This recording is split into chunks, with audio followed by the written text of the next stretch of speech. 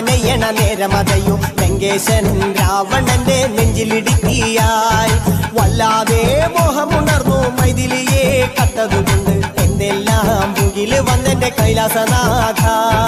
പൊന്നുമകൻ മേഘനാഥനും സോദരനും സർവരും ഇന്ന് തന്നെ വിട്ട് പോയതല്ലോ കാലപുരി തന്നിൽ